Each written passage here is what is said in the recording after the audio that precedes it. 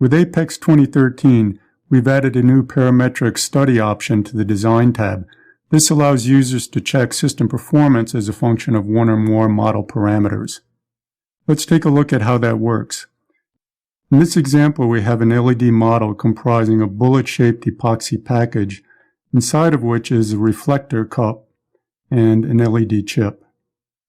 Let's suppose that I want to compute the far-field intensity distribution of this LED as a function of the reflector cup angle and the distance from the base of the LED to the reflector cup. I start out by going to the Design tab, clicking on Parametric to open up a new Parametric Study. In this setup view, I can add a new parameter by clicking on the Add Study parameter and selecting one of the dimensions displayed in the graphics area. Next, I specify the parameter range by setting values for the minimum and the maximum. For the reflector position, I'm going to set the minimum to 10 and the maximum to 40. Next, I specify either the step size or the total number of steps in that range. In this case, I'll specify a step size increment of 10. The program automatically computes the appropriate number of steps. Next, I'll add a new study parameter corresponding to the reflector angle. And in this case, I set the minimum to 20, the maximum to 70, and the angular step size to 10 degrees.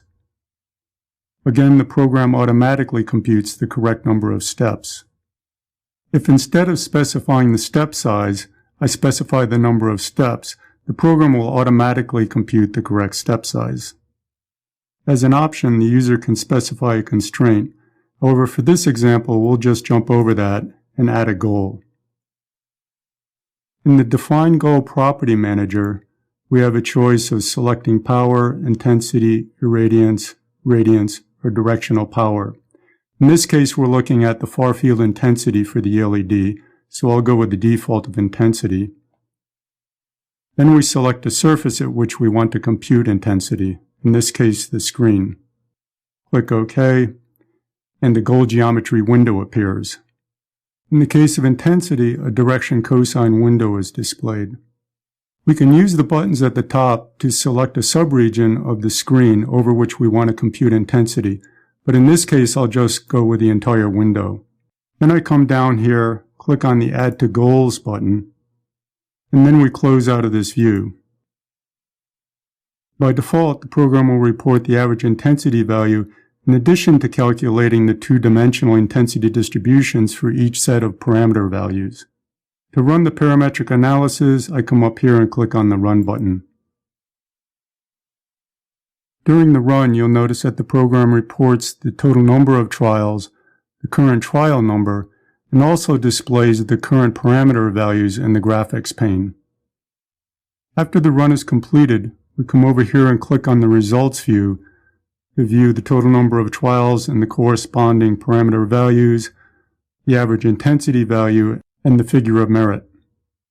If I select one of the rows and then right-click in the window column, a list of graphical options appears. First, let's look at the variable plot option. In this case, I've defined two variables, so I can display the window value for one or both of the variables. In this case, I'll select both of them and then click on the Create Plot button.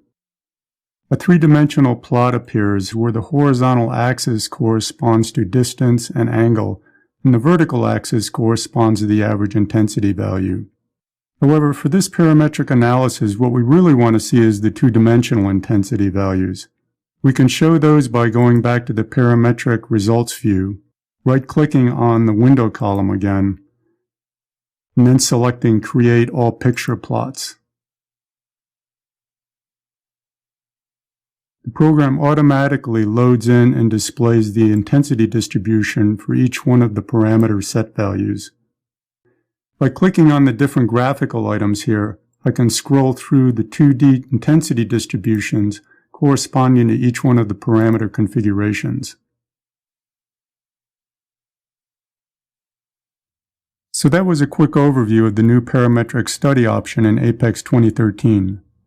This tool allows the user to develop an intuitive understanding for how system performance behaves as a function of model parameters.